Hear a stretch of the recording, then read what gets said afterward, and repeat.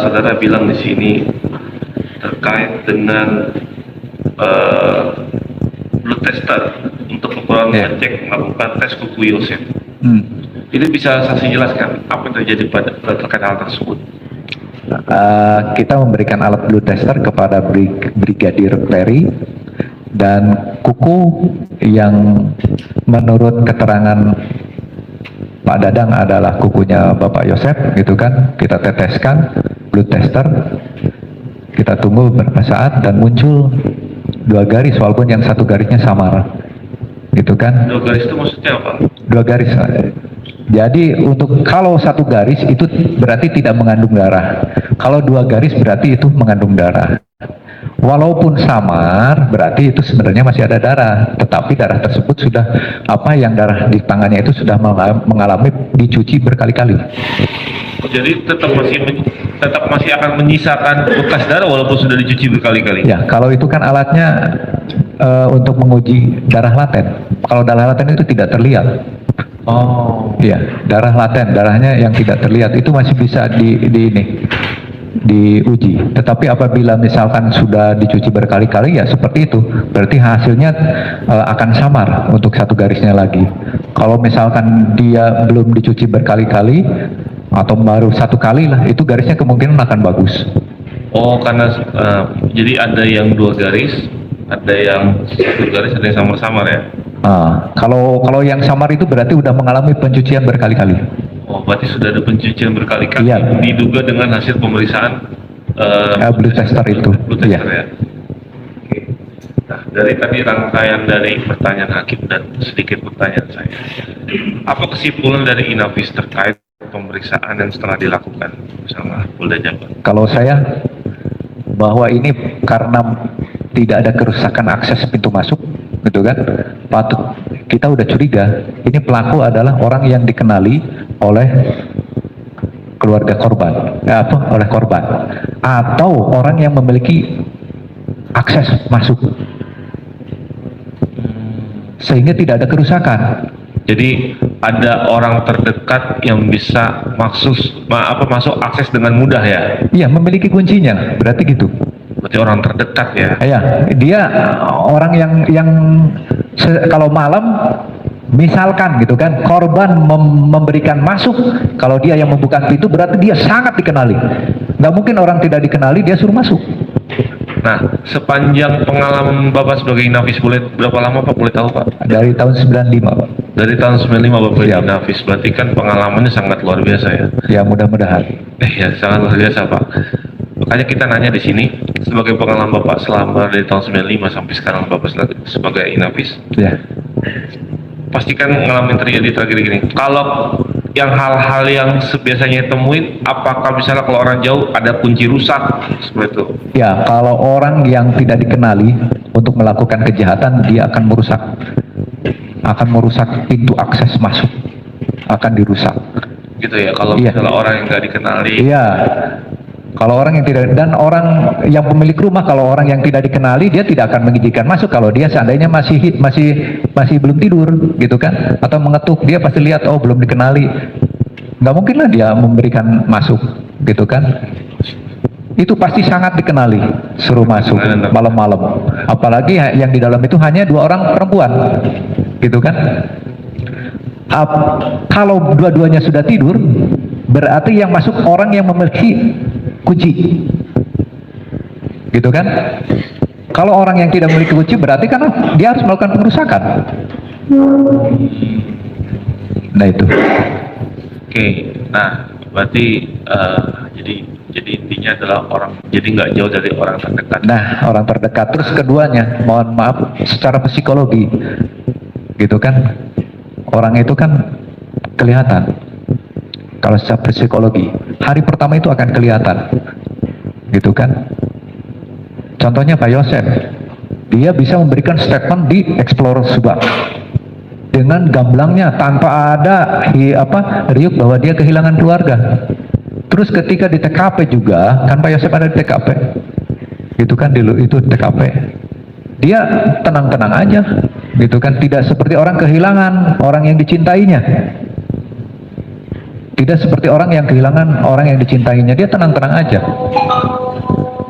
Dan ketika itu malah ada Pak F yang datang, karena kan dia temannya Pak F kalau nggak salah, menurut keterangan yang lain. Dia ngomong ke saya juga kan dengar, dia ngomong ke Pak F tidak mengetahui. Terus ke yang lain dia bilang mengetahui bahwa itu udah mati gitu kan. Nah itu dia udah berubah.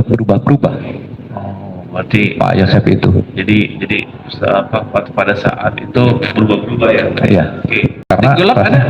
Gimana? Stick gelap? Stick golop ini adanya di kamar Yosef.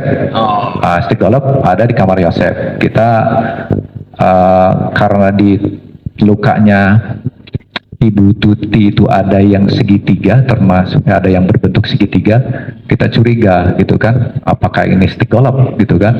Makanya kita cek stick golop juga.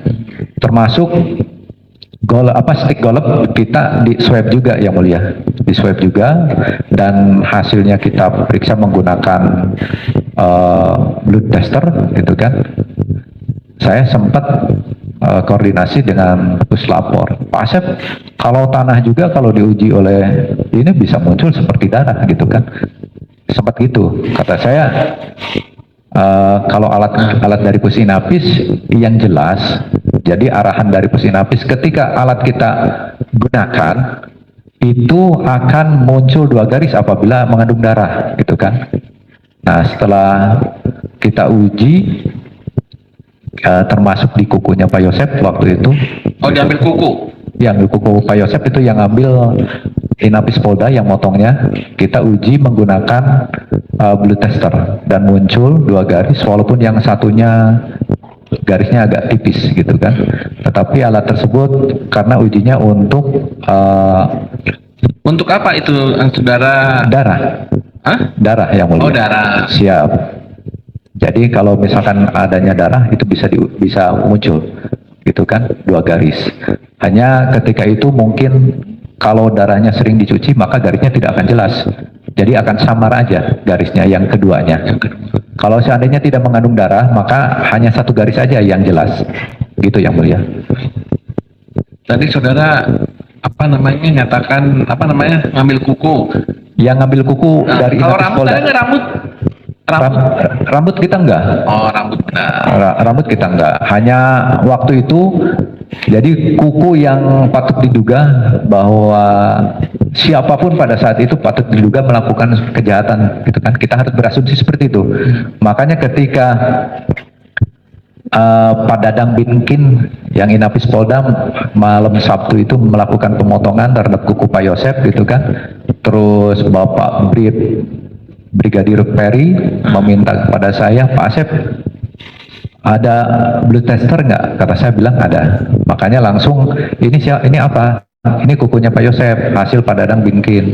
Makanya langsung diuji, diteteskan. Ternyata muncul 2 garis, hanya yang garis yang satunya itu agak samar, gitu kan? Nah, saudara pada saat itu lihat ada puntung rokok? Ada puntung rokok di meja, meja tamu di asbak kayu yang satu puntung rokoknya sangat putih, berarti patut diduga itu adalah puntung rokok yang baru pada tanggal 18 tersebut. Yang 2 ada 2 puntung rokok lagi yang tergeletak tapi warnanya sudah kecoklat-coklatan, ada kuning-kuningan coklat seperti itu yang mulia. Dan itu kita amankan. Sebelumnya dilakukan pemotretan dan penomoran, untuk selanjutnya kita diujikan ke lab demikian. Tahu hasilnya apa Pak? Hasilnya yang Black Scorpion itu mengandung DNA, yang bersih itu yang agak berdiri, yang putih itu mengandung DNA saudara Danu. Itu hasil puslapor. Yang baru. Iya, yang putih itu yang baru. Putih yang baru. Yang saudara bilang sampaikan siap, baru. Siap yang mulia. DNA-nya DNA saudara Danu. Hasil pemeriksaannya. Terus kalau yang ini, kalau yang 2 lagi, yang sudah saudara katakan sudah berkuning. Yang kuning saya tidak terlalu tertarik dengan yang kuning karena patut diduga itu adalah sudah lama, gitu kan, sudah beberapa hari. Karena kan ini kejadiannya malam, gitu kan, tadi malam. Berarti kita berasumsi Yang sangat menarik itu yang putih itu. Yang putih. Siap Yang Mulia. Dan waktu di TKP, Saudara Danu itu sempat ingin masuk ke dalam TKP. Nah, kita sebagai anggota Inapis itu harus memiliki insting bahwa setiap pelaku akan berusaha untuk masuk ke dalam lagi. Setiap pelaku yang melakukan, ada bisa dia ketika olah TKP, dia dekat menyaksikan terjadinya olah TKP tersebut. Tujuannya untuk meyakinkan bahwa hasil karya dia tidak diketahui, gitu kan. Apabila diketahui hasil karya dia akan kabur, gitu kan. Setelah diketahui oleh penyidik, termasuk identifikasi atau penyidik saat itu. Tetapi karena biasanya secara psikologi dia itu ingin masuk lagi ke TKP, dan Saudara Danu pada saat itu ingin masuk ke TKP, dan kami larang. Anda siapa? Dia mengakui bahwa saya adalah keponakannya. Ya, Pak Danu ya, waktu itu bilangnya begitu. Kata saya, saudara tidak berkepentingan, tolong mundur. Pada waktu itu, makanya ada anggota pakaian dinas, dia disuruh mundur. Itu ketika saya olah TKP di kendaraan. Ini mau masuk ke dalam rumah lewat teras yang paling depan. Makanya ada petugas di situ melarang, dan ada yang manggil ke saya, nit. Ini masih tanggal 18 ya? Tanggal 18. Nit. Ini ada orang yang mau masuk ke dalam ini, mau maksa. Saya tanya, kamu siapa? Saya keponakannya. Anda tidak berkepentingan, mundur. Mundur. Ya. Bisa itu Pak ya? Siap, Yang Mulia. Bisa melakukan pencegahan, bisa? Itu karena ada orang yang berpakaian dinas. Oh. Saya memerintahkan ke pakaian dinas untuk orang tersebut mundur, tidak berkepentingan. Gitu kan? Kalau tidak berkepentingan harus mundur. Nah, kita yang di Napis itu selalu berpatokan apabila pelaku melakukan, dia itu akan penasaran untuk masuk ke dalam lagi. Akan penasaran seperti itu, masuk ke dalam lagi. Untuk tujuannya apa? Bisa untuk menghilangkan sesuatu yang merasa dia tinggalkan. Gitu kan? Atau dia telah melakukan tetapi menyaksikan di luar, di sekitaran TKP, apa yang dilaksanakan oleh tim olah TKP termasuk penyidik. Demikian Yang Mulia. Enggak untuk membersihkan kamar mandi ya, betul ya? Kan saya udah sampaikan Pak ke Pak Taryono, Pak Kapolsek, semua tolong dijaga status quo. Oke, yang ingin saya tanyakan tuh bukan ke arah itu. Pada saat itu kan sebagai Inapis yang udah bekerja puluhan tahun lah gitu, ada nggak dugaan? Nah, kenapa dia tiba-tiba menanyakan demikian? Rasa curiga gitu sedikit pun gitu, ada nggak?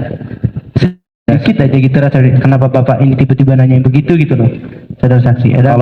Kalau saya nggak curiga dia mau apa. Dikira saya dia itu akan turut, saya kan seniornya ke dalam kepangkatan. Seniornya Pak Taryono, dia kan ibda, saya udah ibda senior. Saya udah sampaikan bahwa tolong dijaga status quo. Kan dia harusnya ngerti, paham dong penyidik bahwa status quo harus dijaga. Bukannya merusak status quo. Makanya saya marah-marah ke Pak Karsa, walaupun dia senior saya udah itu. Gitu Pak, saya merasa dihianati lah, gitu kan, harusnya jangan seperti itu. Oke, lanjut saudara saksi. Ini ingin mempertegas saja, tadi saudara saksi sudah sangat bagus menurut saya bahwa di awal-awal itu ini tidak boleh masuk, ini tidak boleh masuk, dan bahwa di situ juga saudara saksi sudah menduga ini nih kemungkinan pelakunya. Saya ingin pertegas saja, siapa tuh yang saudara saksi duga waktu itu? Udah yakin saya. Siapa? Pelakunya Yosep Danu. Oke, terima kasih Yang Mulia.